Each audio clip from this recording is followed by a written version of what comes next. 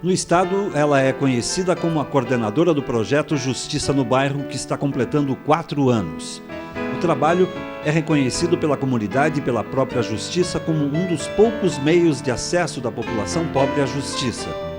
Avessa à liturgia da magistratura, doutora Joici Machado Camargo começou a mudar a história do atendimento aos pobres quando assumiu a 4ª Vara de Família. Assustada com a quantidade enorme de gente pedindo ajuda e com vários processos levando até 8 meses para chegar ao fórum, doutora Joici montou um time com a missão de solucionar o problema. Inicialmente, o projeto foi implantado com o apoio das universidades Federal, Tuiuti e PUC, e logo ganhou credibilidade.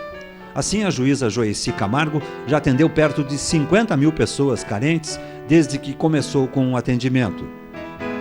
Mas toda esta dedicação tem uma origem. Na infância pobre, em Londrina, no norte do Paraná, com muitas dificuldades que ela conta no programa Persona, que está começando agora.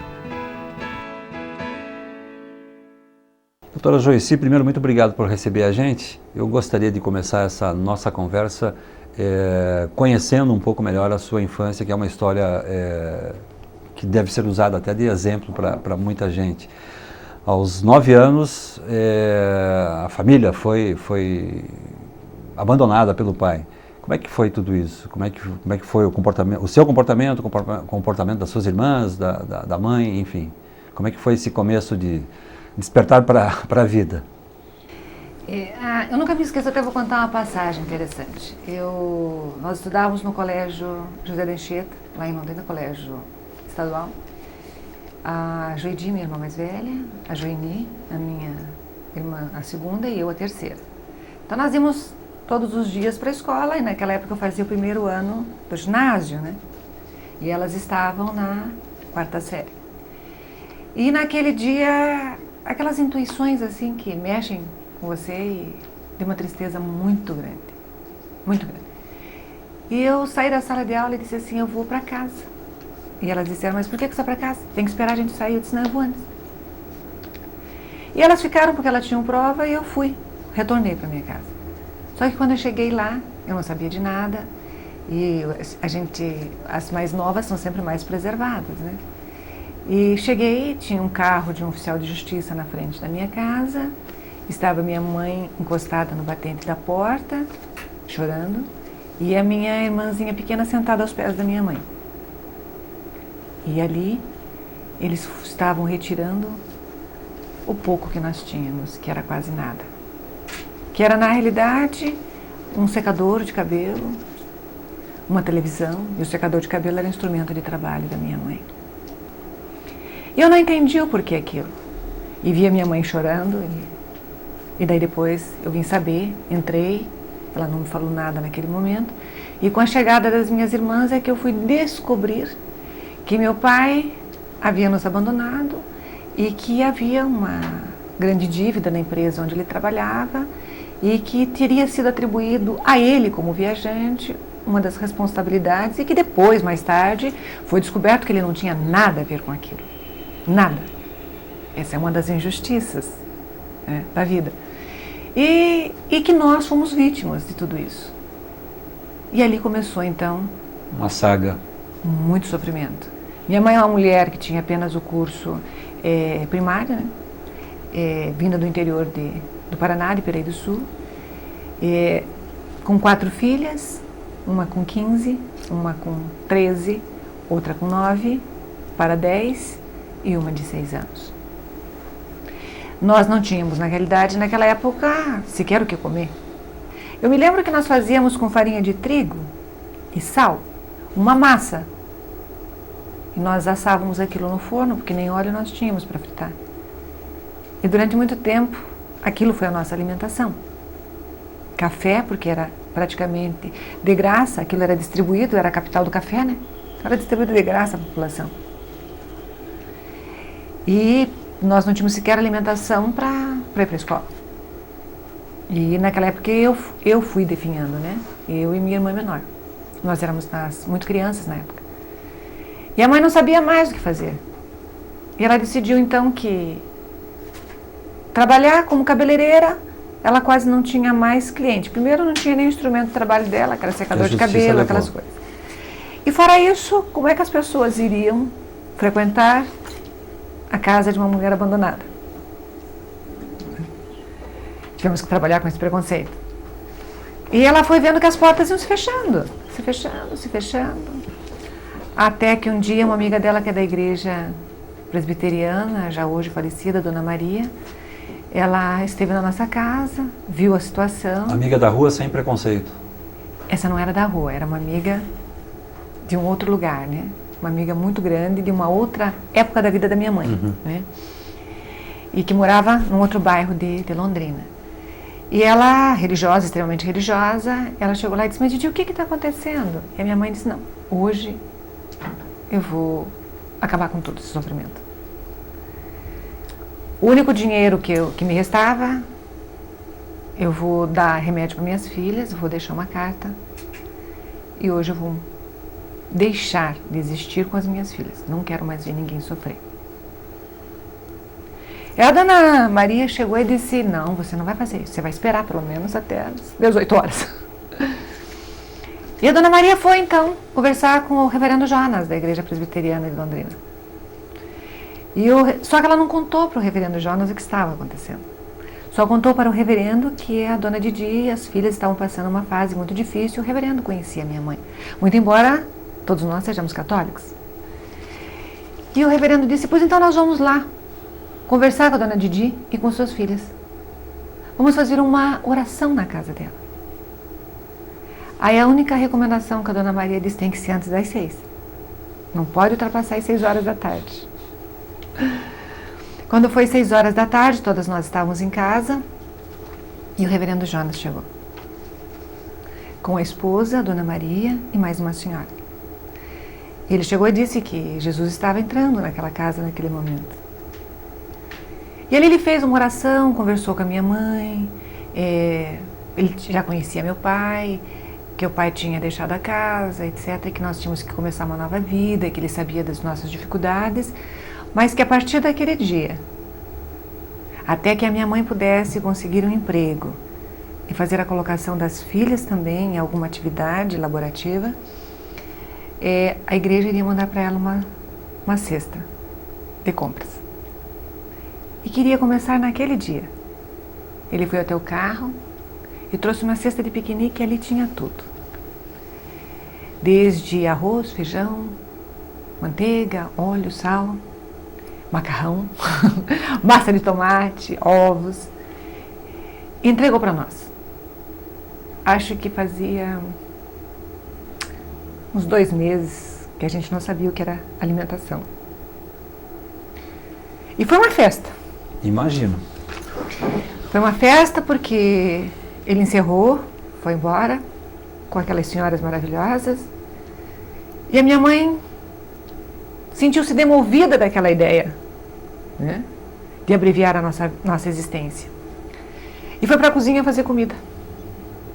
E foi uma felicidade, todas nós reunidas na cozinha.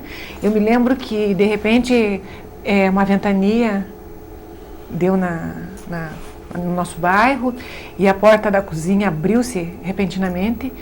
Eu me lembro que eu disse: é Jesus que entrou. Esse eu gravo até hoje. E passamos então a fazer aquela refeição maravilhosa ali, abençoada, e um novo prognóstico de vida ali então passou a se imperar. A minha mãe resistiu a tudo, agradeceu aquela oportunidade que estava sendo dada a nós e passou então a procurar emprego. Primeira porta que ela bateu foi na porta do seu Havano Campos, hoje já falecido. Ele era do laboratório Londre Pharma, laboratório Londre Pharma Ostan. E ele disse: Didi, mande a sua filha, a Joeni, na época ela tinha 13 anos, ela vai começar a trabalhar. Mas ela não vai ganhar salário de menor, ela vai ganhar salário de maior. Era assim, mais ou menos a expressão que se usava naquela época. Aí começaram a abrir as oportunidades, aí conseguimos arranjar em seguida, naquela semana, um emprego para minha irmã de 15 anos, para trabalhar no Centro Comércio do Café. E na frente da nossa casa morava a Dona Ida, e que tinha 2 filhas, e uma delas a Maria Elvira, que trabalhava no Sesc. E que naquela época estava precisando de uma zeladora. E a minha mãe aceitou o desafio. E permaneceu em casa, então, só as 2 pequenas, eu e a minha irmã.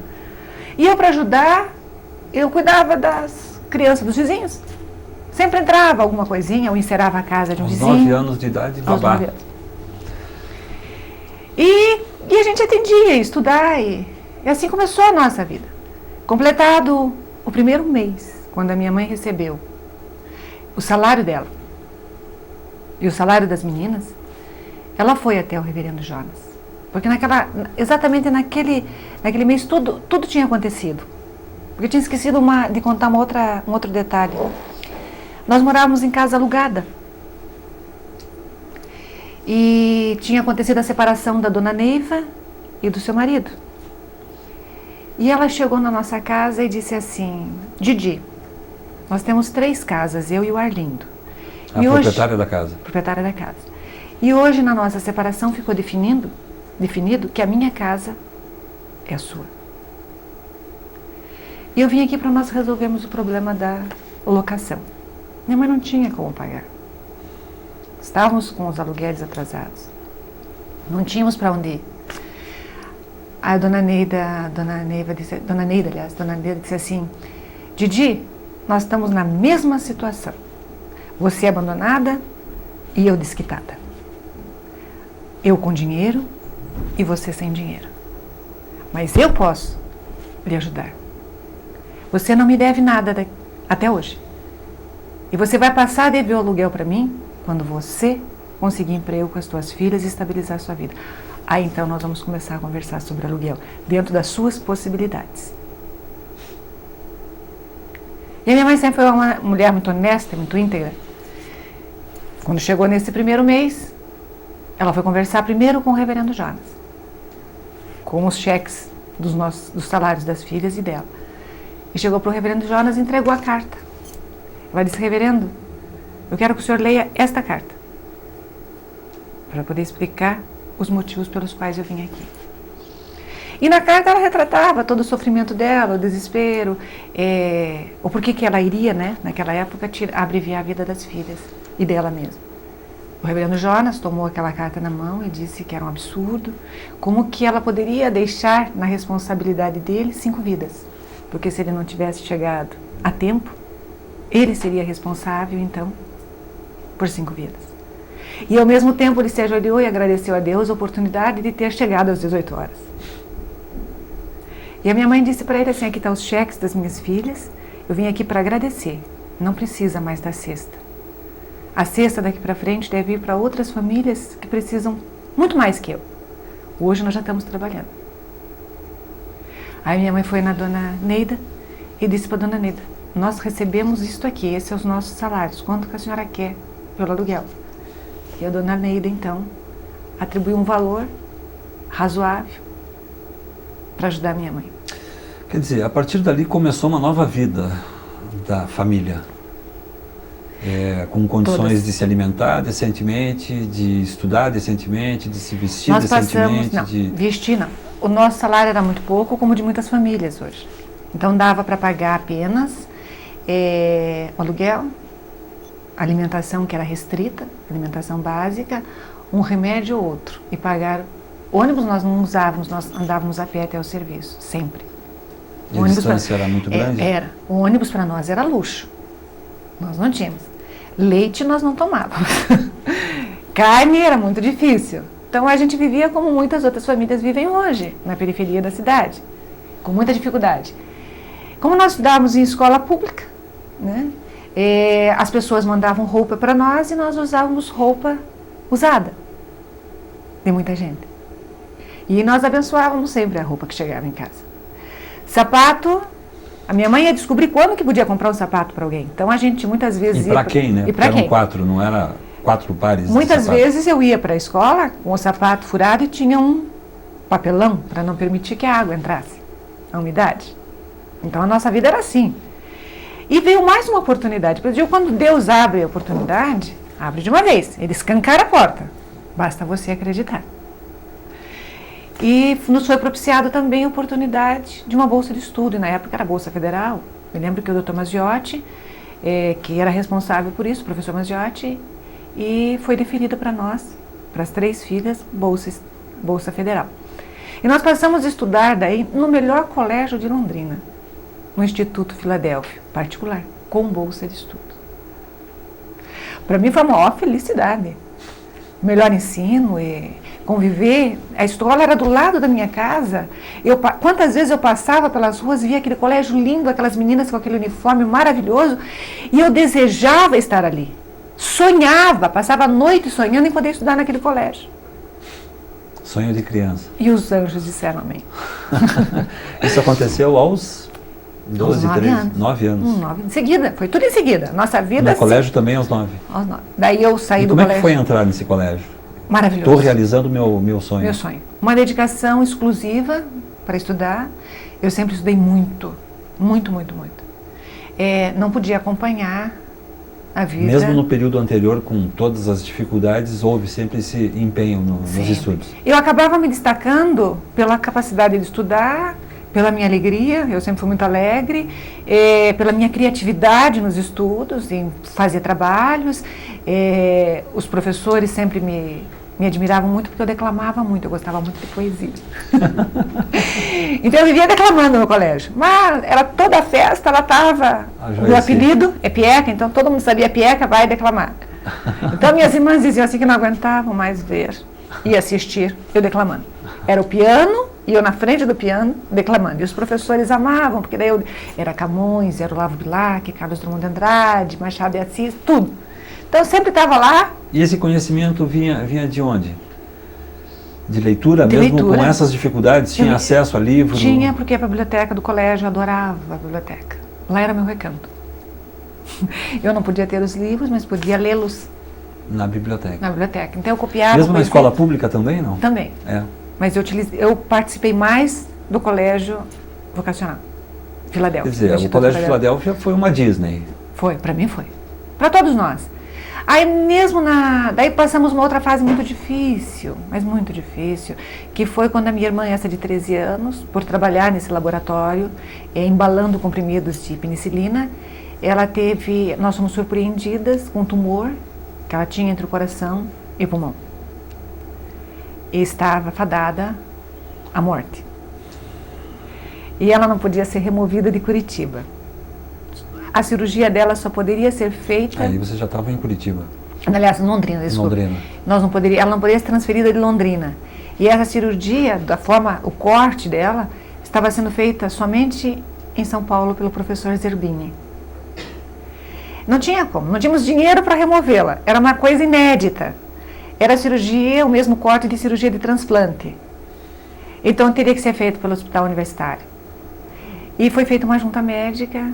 E naquela época, minha mãe já não mais trabalhava no SESC, trabalhava na Prudente Ferreira, na Fazenda Maragogipe, e o próprio patrão dela disse, não, nós vamos ajudar.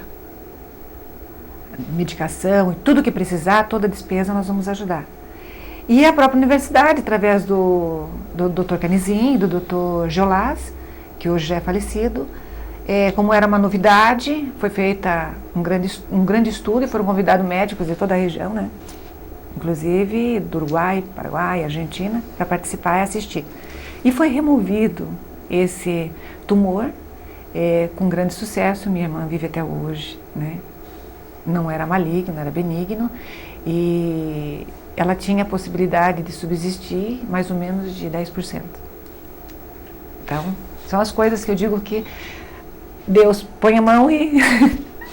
E basta acreditar. Dona Didi, que hoje cuida de uma criança excepcional. Cuida, ela hoje vive em função de um neto, né, que tem problemas, né, tem um retardo acentuado, já é homem,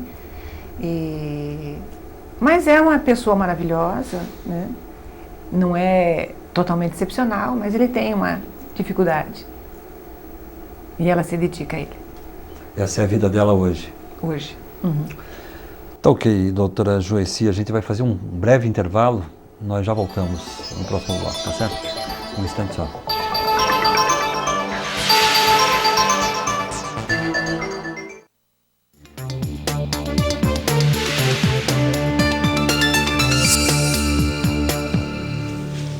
Recolher lixo das casas é tratar da saúde das pessoas. Dar destino correto ao lixo é tratar da saúde da natureza. Reciclar lixo é contribuir para a saúde de todos. Com a reciclagem, evitamos os processos de extração de matéria-prima e economizamos 35% da água, poupamos 50% da energia e reduzimos a poluição do ar em mais de 70%. A base da reciclagem é a separação. Os aterros sanitários crescem rapidamente se não separarmos o lixo na sua origem, e este crescimento favorece a proliferação de doenças e a poluição geral do meio ambiente. Separar o lixo facilita a vida dos catadores de material reciclável, além de ser um ato de cidadania. Assim, assumindo a sua cota de responsabilidade, a Universidade Federal do Paraná e a Prefeitura Municipal de Curitiba convidam a comunidade a se comprometer com o programa de separação de lixo. Faça a sua parte, separe o lixo.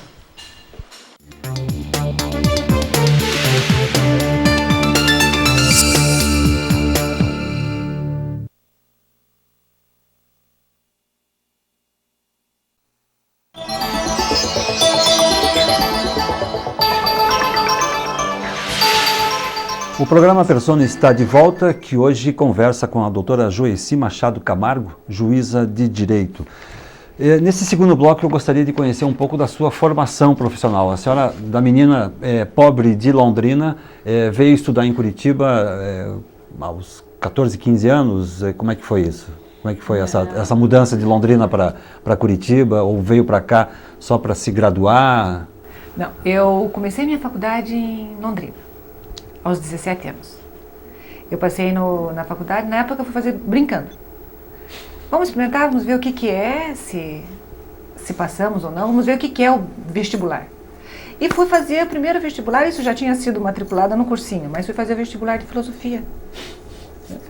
Eu fui para lá fazer o vestibular de filosofia e passei em filosofia. Na UEL. E comecei a estudar, e era uma faculdade paga. E lá, depois de um ano de fazer a faculdade de filosofia, encerraram o curso. E daí nós teríamos que ir para a nossa segunda opção.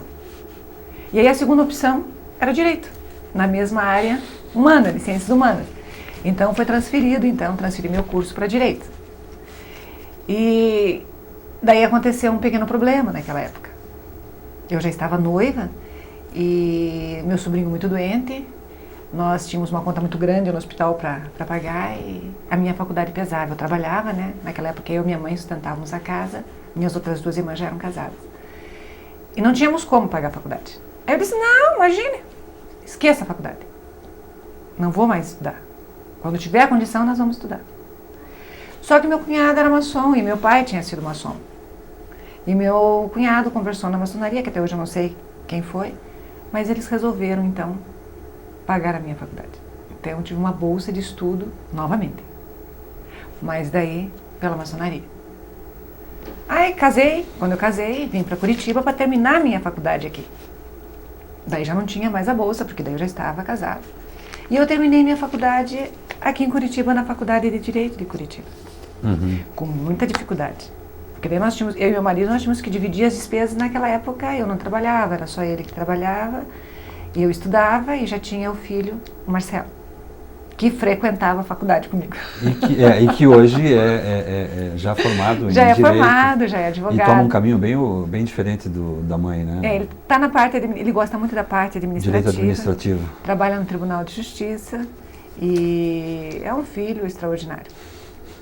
Mas seguiu a mesma linha de carreira, né?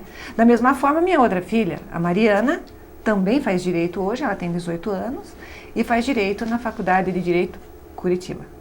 E tem uma mais nova? Tem uma mais nova, que tem 12 não decidiu anos, o que faz. Não decidiu ainda, está no Colégio Bom Jesus, da Água Verde. A menina dos seus olhos é esse projeto, o Justiça no Bairro. Criado, idealizado, também com muita dificuldade, completando agora 4 anos. Como é que nasceu essa ideia? Quais foram as dificuldades de se implantar esse projeto? Então, vou até fazer um preâmbulo. Quando eu terminei a faculdade de Direito, eu comecei a advogar e fui participar do fui convidada a trabalhar no sistema penitenciário, na Penitenciária Central do Estado, né, como advogada da Defensoria Pública. E lá trabalhei 1 ano. Mas naquela época eu já estava me preparando para fazer o concurso da magistratura. Né. Estudei muito para fazer o concurso da magistratura. Durante 2 anos, né, praticamente você se dedica, muito embora eu já tinha meu escritório de advocacia, né, já exercia a atividade de advogada. Mas você acaba se desdobrando entre casa, filhos e estudo. E comecei a passar no concurso, no segundo concurso. Quando chegou no dia D, prova oral, né, é 1 ano de concurso praticamente, eu fui até a igreja. Fui lá na igreja de Santa Quitéria, eu e meu filho. Aí eu cheguei lá, me ajoelhei e disse que se fosse para eu ser um juiz soberbo, se fosse para ser um juiz que tivesse só vaidade e que nada fizesse socialmente para atender a família, as pessoas que mais necessitassem de justiça, então que não permitissem que eu passasse. Porque capacidade eu tinha. Mas então eu estava entregando nas mãos de Deus a minha carreira. Passei. Passei e aí então começou a minha dedicação. Então, desde que eu entrei na carreira da magistratura, eu me dediquei a atender, como obreiro do direito e da justiça, todas aquelas pessoas e aquelas famílias que vinham até o fórum mais necessitadas de atenção e de acolhimento. Peregrinei 8 anos pelo interior, 8 anos e meio. E quando cheguei em Curitiba, você é mais um no meio da multidão. E não é tão fácil você imperar um trabalho social. Então eu vim para cá como juiz do juizado de pequenas causas.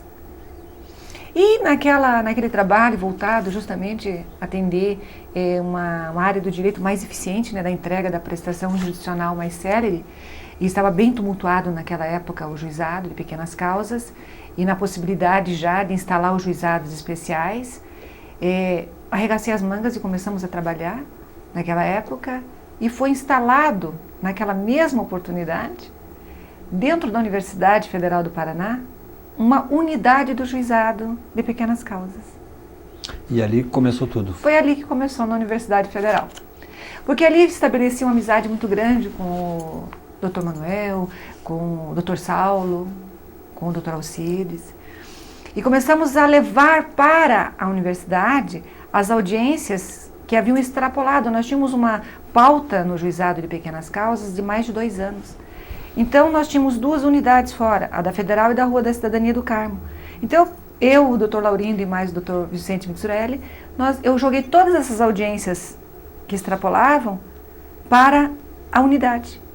E lá na Federal eu comecei a fazer audiências direto, para tentar salvar a pauta e conseguir, em 3 meses, reduzir a pauta de 2 anos, lá na universidade. Depois eu saí de lá. No dia da instalação do juizado especial, que foi em novembro de 95, eu fui designada, porque eu era substituta na capital, eu fui designada então para atender a vara de família. Só que no juizado eu já tinha desenvolvido um trabalho pedido autorização, junto com o prefeito na época, o Rafael Greca, para que pudéssemos utilizar as ruas da cidadania para descentralizar toda a atividade do juizado.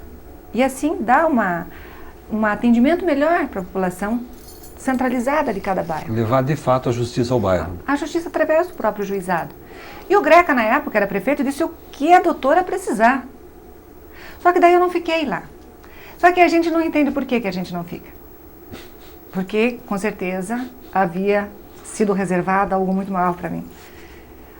Quando cheguei na vara de família, o Dr. Saulo um dia me interpelou e disse assim: doutora Joyci, o movimento do núcleo de prática jurídica da Universidade Federal, 90% é direito de família, 10% é juizado. Nós precisamos acudir ao direito de família. É possível transformar o juizado também num juizado de família? Aí eu disse assim: bom, vamos estudar. Ele plantou a semente e não precisou muito, nem regar. Deixa o resto comigo. Ela germinou de tal forma que daí eu comecei a sonhar em fazer isso. E começamos então. Elaborei um projeto, me tornei titular da vara de família, já não era mais designada, substituta, e sim titular da 4ª vara de família. Comecei fazendo um trabalho dentro da própria 4ª Vara de Família, com a Universidade Federal, com a PUC, a Tuiuti e a Curitiba, agilizando todas as audiências da justiça gratuita. Só que nós queríamos muito mais que isso. Sonhávamos com muito mais que isso. Até que fiz um projeto, entreguei no tribunal, para criar esses polos avançados de conciliação. Foi aprovado. Mas a implementação não foi fácil. Eu só pude implementar este sonho em 2003, na gestão do desembargador Otto. Só que daí nós fomos muito mais além. Em vez de implementarmos não só nas universidades e no próprio fórum, nós criamos o Justiça no Bairro. Criamos a Justiça no Bairro com as 3 universidades, a Defensoria Pública e a Fundação da Ação Social, mais o Ministério Público. E no dia 29 de março de 2003, aniversário de Curitiba, nós conseguimos dar um presente para Curitiba, no Bairro Novo, lá no Sítio Cercado. Na Rua da Cidadania, nos estabelecemos com estas universidades e faculdades de Direito, com mais de 80 pessoas na época. Fizemos ampla publicidade, divulgação através da Prefeitura Municipal de Curitiba, no bairro do Sítio Cercado, e a população foi para lá para que pudessem ter acesso ao seu direito, regularizar o seu divórcio, regularizar a sua separação, um reconhecimento de paternidade, tudo de forma consensual. Tudo que fosse no âmbito do direito, nós estávamos lá, não só com os estudantes, professores, mas também uma equipe técnica extraordinária de voluntários, psicólogos e assistentes sociais. Para fazer o quê? Acolher a família. Acolher não só o problema que traz aquela dificuldade de um processo pesado, litigioso, mas propiciar para eles também uma recondução a uma reconciliação, porque às vezes aquela desavença é tão pequena. E isso para nós sempre foi motivo de júbilo. Para que todos aqueles casais que nos procuram e que nós podemos estabelecer, então, uma reconciliação, para nós é a maior festa, principalmente para os alunos. Imagina. E ali estabelecemos, então, uma oficina de trabalho, onde os alunos passaram a conviver numa cooperativa de ensino, numa cooperativa de amor, de esperança. Passamos a ensinar os alunos a construir a felicidade, a trabalhar com solidariedade e responsabilidade. Esse time chega a quantas pessoas? Hoje mais de 100. Muito mais que isso. São alunos todo fim de semana, não? A cada 15 dias. Começamos em Curitiba, Agora nas já ruas tá no da interior do cidadania. estado. Hoje nós estamos na região metropolitana e hoje estamos no interior do estado. E a Universidade Federal, a PUC, a Tuiuti, a FACEAR e a Uniandrade nos acompanham para o interior, fora a Escola da Magistratura.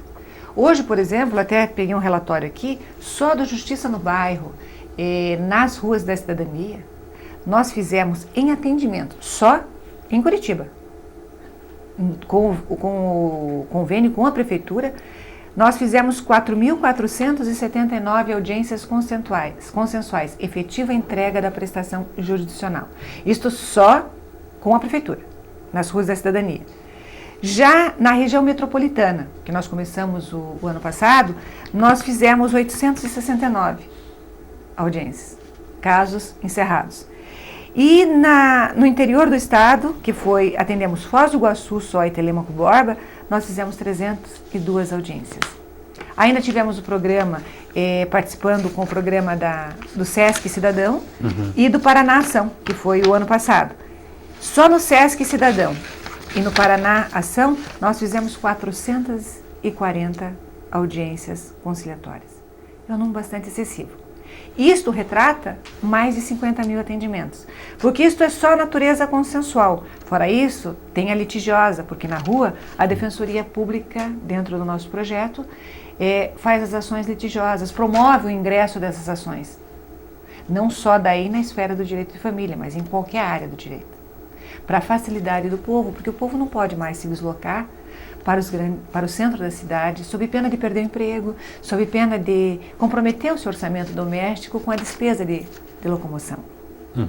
Agora, obedecendo o trâmite normal da justiça, esse pessoal, além de não ter o acesso, a esse serviço, com certeza teria o gasto de um tempo provavelmente muito maior. Demandaria meses até ano, dependendo da situação, mais de ano. E da forma como está descentralizado hoje em Curitiba, não. Hoje todos têm acesso. Porque hoje nós temos, por exemplo, um polo avançado na Universidade Federal, na Tuiuti. São quantos polos? São 5 polos ao todo. O primeiro polo em Curitiba, foi na Universidade e Federal. Estado? Só em Curitiba. O primeiro foi na Universidade Federal, depois o segundo na Tuiuti, o terceiro foi na Faculdade de Direito de Curitiba, depois as promotorias das comunidades e o polo do Sítio Cercado, que é lá na Vila Tecnológica, no Bairro Novo. E tem o nosso núcleo de conciliação aqui dentro, né, do próprio fórum. Do próprio fórum. Então não há como dizer que a família hoje não tem acesso. Tem. Conhecendo nessa quase meia hora, um pouco mais de meia hora de conversa, o seu temperamento, dá para perceber que esse projeto não deve ficar por aí. Deve ter um sonho aí para frente, deve ter uma ideia já avançada. Porque ele não terminou, eu sempre digo, ele só está engatinhando ainda. Primeiro porque hoje nós temos também, fora isso, nós concentramos nossas atividades também para legalização do casamento. Então as pessoas nos procuravam lá, doutora, nós nos divorciamos, agora eu quero casar. Eu quero casar com meu companheiro de mais de 30 anos. É o meu sonho. E todo o trabalho que nós fazemos é gratuito. Então conseguimos celebrar os casamentos. Dentro do projeto hoje eu celebro casamentos coletivos. Então é um casamento que é celebrado por um juiz de direito e que tem padrinhos geralmente, o prefeito ou o presidente do tribunal ou outras autoridades. E é feito na rua, é feito no ginásio, sabe? É uma cerimônia extraordinária. Isso lembra, se nós formos voltar lá na Idade Média, a justiça que se pregava pelo imperador ou pelos filósofos que eram feitas nas praças públicas. Então hoje nós temos uma justiça, um tribunal de justiça paralelo, como alguém diz assim, é um tribunal popular, né? Onde se faz justiça. É mais ou menos isso, mas voltado totalmente para a população. Para isso nós atendemos o presídio. Toda essa nossa atividade, a cada 3 meses nós vamos no presídio atender a família do preso. É o único juiz no mundo, isso eu digo, que vai a um presídio fazer audiência com alunos. Para regularizar e fazer com que este preso que está lá não se afaste da família que está aqui. Possibilite o reconhecimento da paternidade do seu filho e ele receba a visita do seu filho. Ou possibilite o divórcio de uma família que já não mais existe, dando a liberdade para essa mulher que está aqui fora. E que ele possa reconhecer a união estável com a mulher com quem ele vive e a expectativa dele aumente para que quando ele saia da prisão, ele retome a sociedade ao seio da própria família. Este também é um papel do judiciário. Então nós fazemos isso, cumprimos esse papel. E é o único juiz no mundo que faz isso. Porque apresentei isto na China, na Organização Mundial da Família, e foi um projeto extremamente aplaudido lá. Porque foi a primeira vez que um juiz apresenta um trabalho dessa natureza. Então o meu sonho é que este projeto, esta atividade, seja no Brasil inteiro. Que todos os juízes possam se despojar um pouco mais daquela sobriedade que reveste toda a nossa toga e possa ser mais um juiz social. Tem juízes no Brasil inteiro que têm o mesmo perfil. Basta descobrirmos onde ele está. Hoje o nosso projeto já está instalado no 2º ano em Manaus. Estarei indo para o Acre agora no dia 29 de agosto para instalar lá no Acre também o projeto Justiça no Bairro. Já é um projeto de lei, de proposição de Max Rosemann, em trâmite em Brasília, na Comissão de Seguridade e Justiça, né? Já teve apresentação de relatório favorável, e é um projeto de lei número 29/60 de 2004. Então ele está muito adiantado. Quer dizer, tudo aquilo que começou de um sonho e que se concretizou, na realidade, com a ajuda de muitos. Quer dizer, a justiça social é possível mesmo. Com certeza. E não só pela nossa participação, mas pelo respeito que a comunidade tem pelo judiciário. Não só por ter acolhido esse trabalho, mas pela efetiva participação das universidades, que sem elas eu não conseguiria fazer. Sem os alunos, com certeza eu não teria o êxito que eu tenho. Isto é responsabilidade social integrada. E principalmente porque você desperta no futuro obreiro do direito a solidariedade. Nunca olhar só para frente, mas olhar para a sua direita, a sua esquerda e principalmente olhar atrás de si. Agora a gente percebe que toda essa sua dedicação a essa justiça social tem muito a ver, tem um vínculo muito forte com a sua infância. É uma forma de eu retribuir a vida, todas as oportunidades que ela me deu e favorecer a muitos o mesmo caminho, a mesma trajetória. Doutora Joyci, muito obrigado pela oportunidade da conversa, parabéns pela sua história de vida e pelo seu trabalho. Obrigada, prazer sempre é meu. O Persona volta com uma nova edição na semana que vem. Até lá.